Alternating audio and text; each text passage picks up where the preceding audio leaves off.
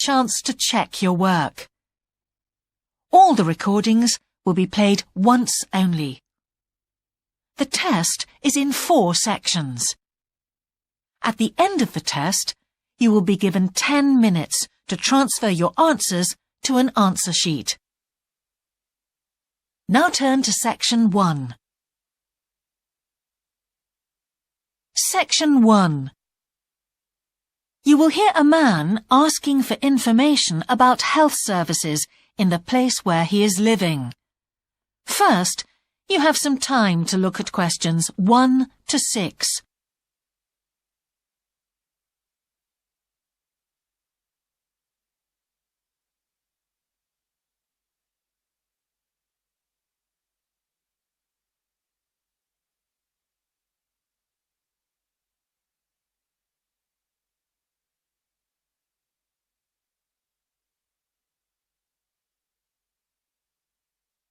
You will see that there is an example that has been done for you.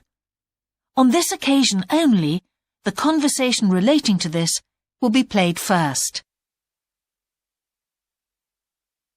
Can I help you?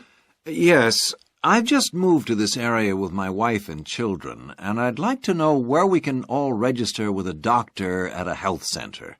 Oh, OK. Well, there's Dr. Green at the Harvey Clinic. The woman says the doctor at the Harvey Clinic is called Dr. Green, so Green has been written in the space. Now we shall begin. You should answer the questions as you listen, because you will not hear the recording a second time. Listen carefully and answer questions 1 to 6. Can I help you? Yes, I've just moved to this area with my wife and children, and I'd like to know where we can all register with a doctor at a health centre. Oh, OK. Well, there's Dr. Green at the Harvey Clinic. We always recommend her for babies because she's very good with them and she runs a special clinic. Oh, actually, my youngest child is 5, so that wouldn't be any good for us. Right. Is there anywhere else I could try? Yes, the Eshcol Health Practice is the next one on my list. How do you spell that? Eshcol. And it's Dr. Fuller who has space on his list. The clinic only opened a year ago, so the facilities are all very modern. That sounds good. And it's particularly good if you're busy during the day because they also do appointments in the evening. They're closed on Saturday, though. The only other place on the list is the health centre on Shore Lane. You can register with Dr. Gormley. That's Gormley. He's new there, but the centre has a very good reputation. Oh, yes. I think I know the road. That would be the best one. Thanks. Could you tell me, will all their services be free? There are usually some small charges that doctors make. Let me see what it says about the Shore Lane Centre. If you need to be vaccinated before any trips abroad, you won't have to pay for this. What else? The Sports Injury Treatment Service operates on a paying basis, as does the Nutritional Therapy Service. Some health centres do offer alternative therapies like homeopathy as part of their pay-to-use service. Shore Lane are hoping to do this soon. I think they may start with acupuncture. Oh. And finally, if you need to prove you're healthy or haven't had any serious injuries before a new employer will accept you, you can get a free fitness check-up there. But you'd most likely have to pay for insurance medicals, though. OK, thanks. Before you hear the rest of the conversation, you have some time to look at questions 7 to 10.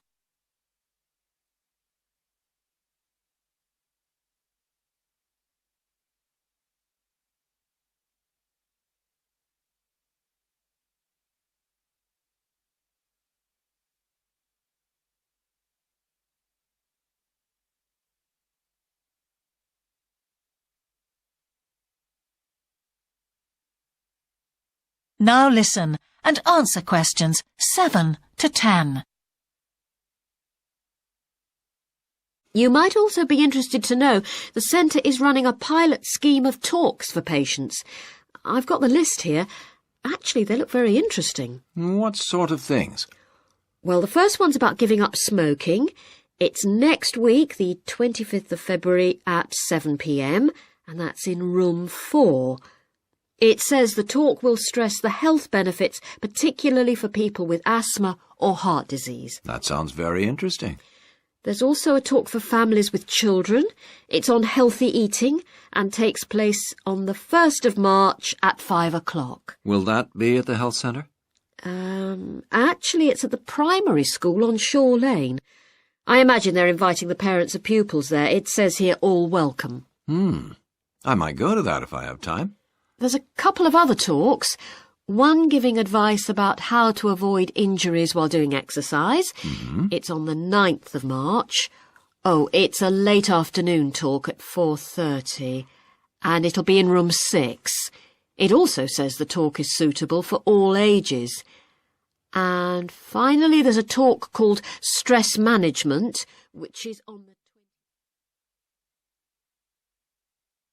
That is the end of section 1. You now have half a minute to check your answers.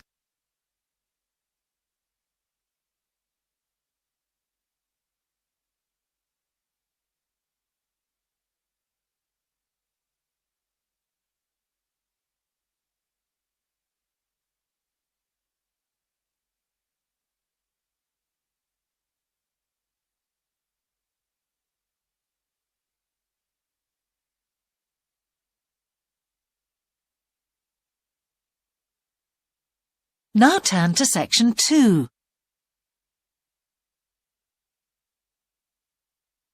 Section 2. You will hear a man who owns a holiday home talking on the phone to a woman who is staying there. First, you have some time to look at questions 11 to 13.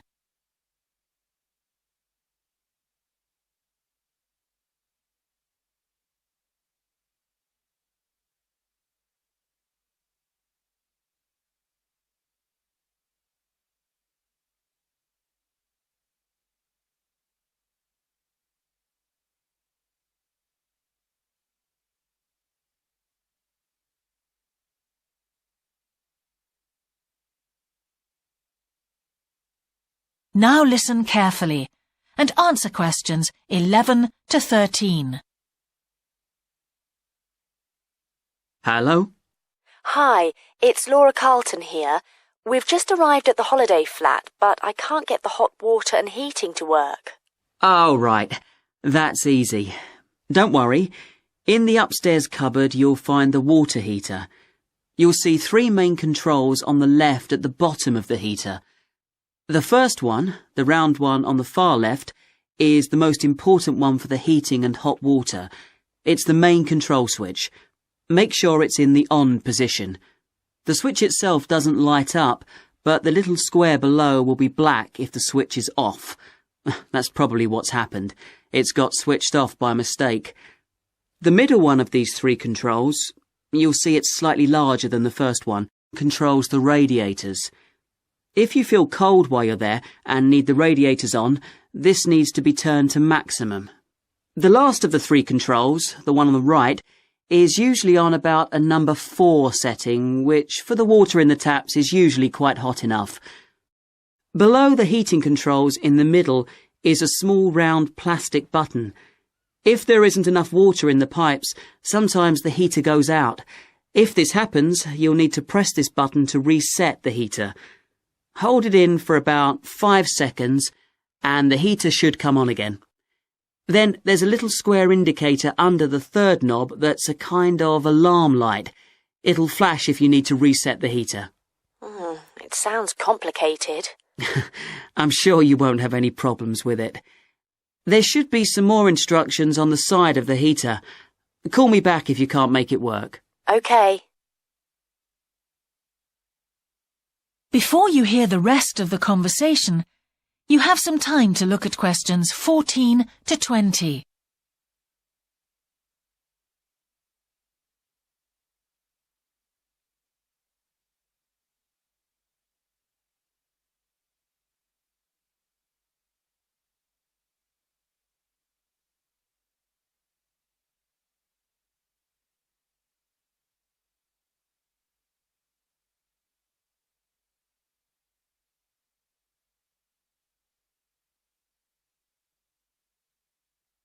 Now listen and answer questions 14 to 20.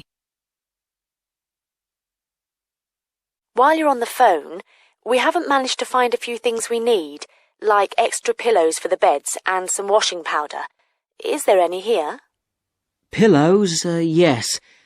If you look in the cupboard, the large white one upstairs, to the left of the bathroom door, there should be 4 or 5 on the top shelf.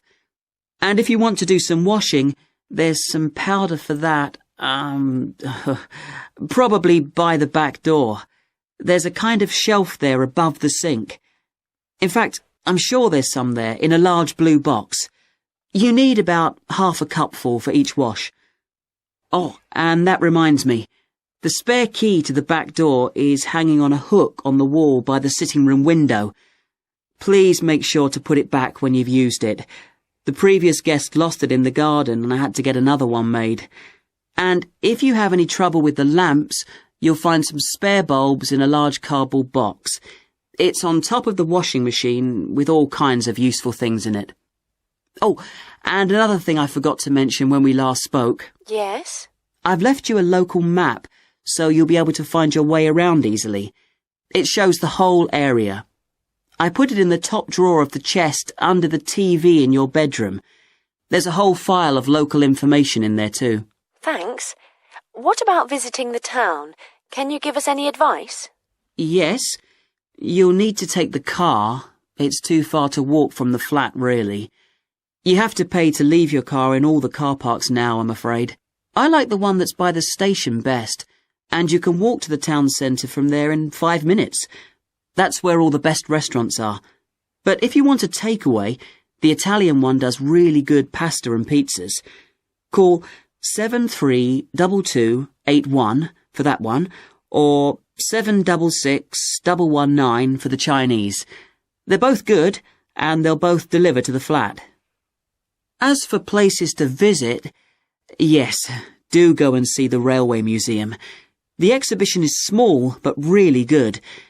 It gets very crowded on Sundays, so I suggest you visit it on a quieter day, later in the week, but not on Thursdays, which is market day. You won't find anywhere to park, and it's also the only day of the week when they're not open. Anything else? Not for the moment. Thanks. That is the end of section 2. You now have half a minute to check your answers.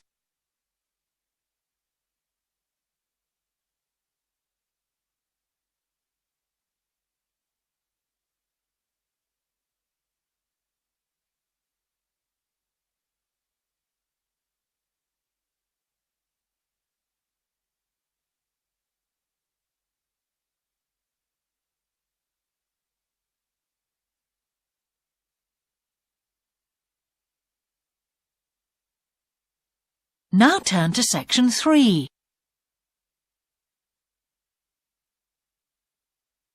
Section 3. You will hear a conversation between an English teacher called Paul and a former student of his called Kira. First, you have some time to look at questions 21 to 25.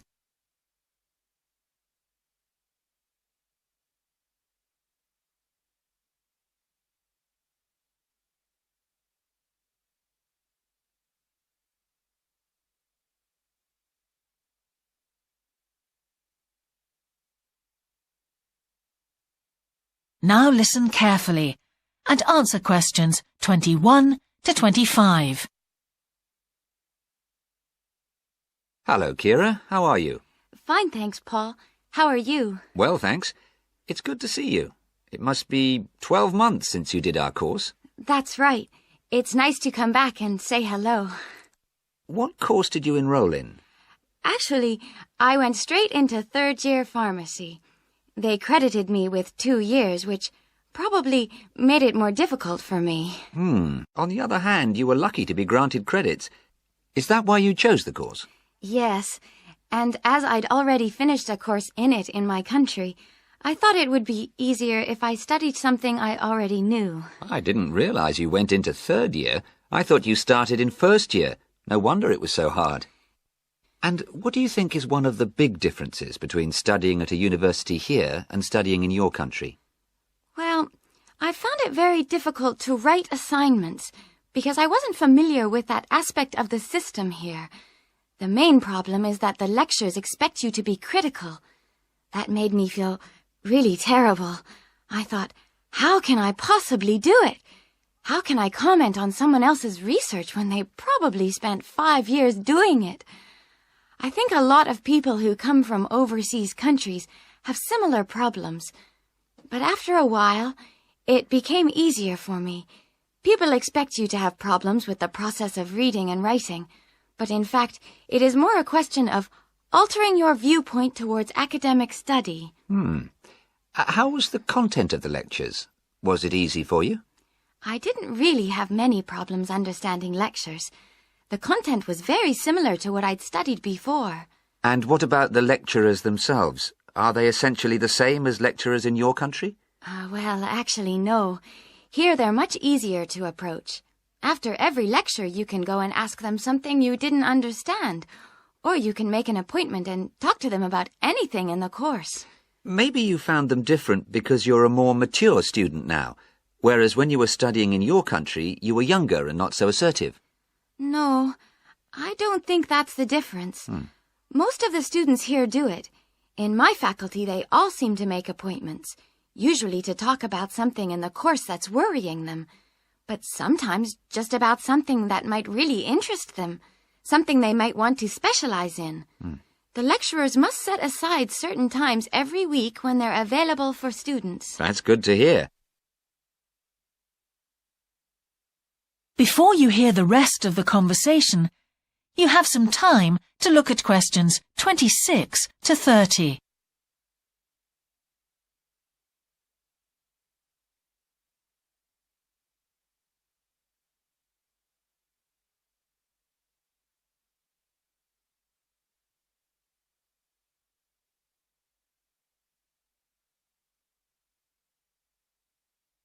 Now listen and answer questions 26 to 30. And how was your timetable? Was it a very busy year? Oh, very, very busy. They make you work very hard. Apart from lectures, we had practical sessions in a lot of subjects. We did these in small groups. I had to go and work 4 hours every week in a community pharmacy. Actually, I enjoyed this very much, meeting new people all the time. Then in second semester, we had to get experience in hospital dispensaries. So every second day we went to one of the big hospitals and worked there. And on top of all that, we had our assignments, which took me a lot of time. Oh, I nearly forgot. Between first and second semesters, we had to work full-time for 2 weeks in a hospital. That does sound a very heavy year. So, are you pleased now that you did it? Do you feel some sense of achievement? Yeah, I do feel much more confident, which I suppose is the most important thing. And have you got any recommendations for people who are studying from overseas? Well, I suppose they need very good English. It would be much better if they spent more time learning English before they enter the university, because you can be in big trouble if you don't understand what people are saying and you haven't got time to translate. Anything else? Well, as I said before, the biggest problem for me was lack of familiarity with the education system here. It sounds as if it was a real challenge. Congratulations, Kira. Thanks, Paul. That is the end of section 3. You now have half a minute to check your answers.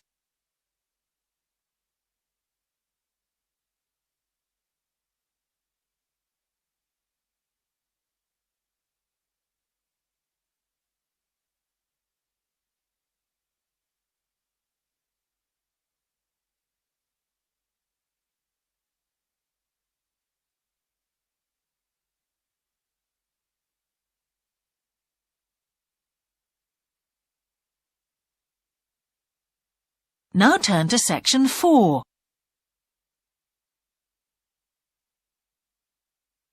Section 4. You will hear a talk about a project on the wildlife found in city gardens in Britain. First, you have some time to look at questions 31 to 40.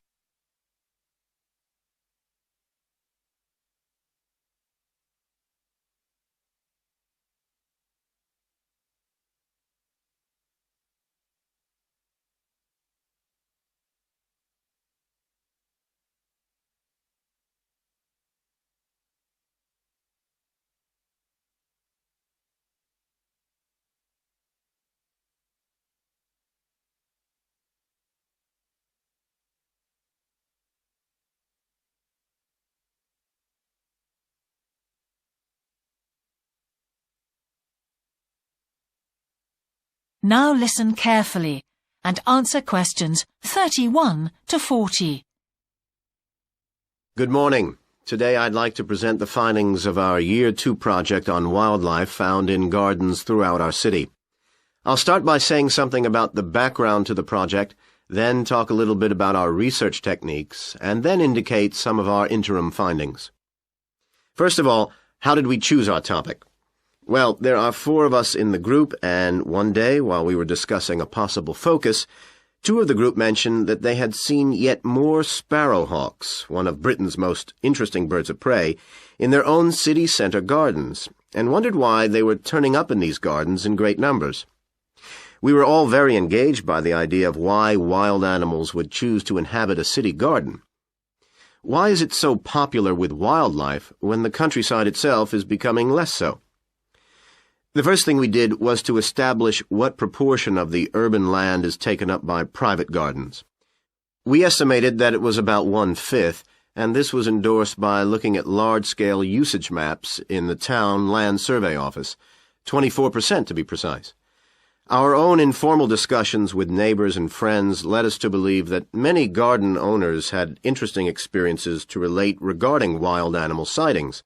So we decided to survey garden owners from different areas of the city.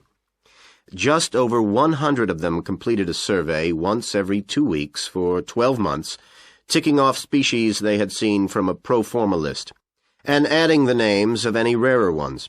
Meanwhile, we were doing our own observations in selected gardens throughout the city. We deliberately chose smaller ones because they were by far the most typical in the city. The whole point of the project was to look at the norm, not the exception. Alongside this primary research on urban gardens, we were studying a lot of books about the decline of wild animals in the countryside and thinking of possible causes for this. So what did we find? Well, so much that I just won't have time to tell you about here. If you're interested in reading our more comprehensive findings, we've produced detailed graphic representations on the college website, and of course any of the group would be happy to talk to you about them. Just email us. What we've decided to present today is information about just 3 species, because we felt these gave a good indication of the processes at work in rural and urban settings as a whole.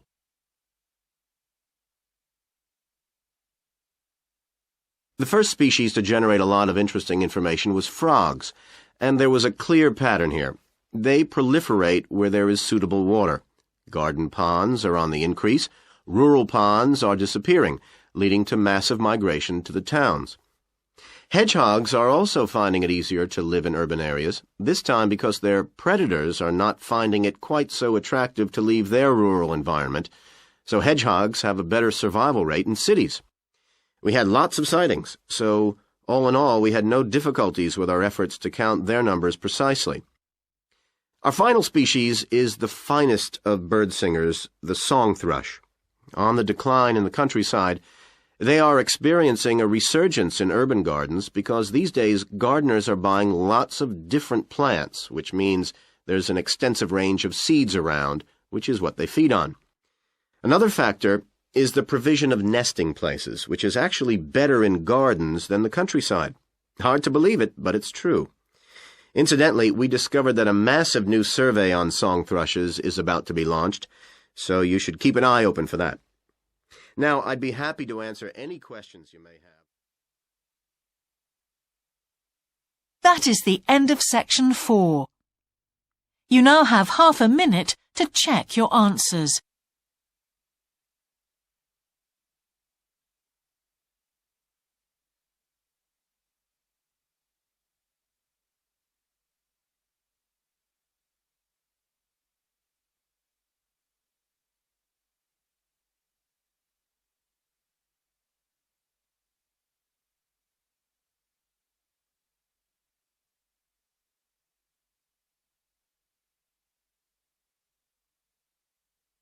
That is the end of the listening test.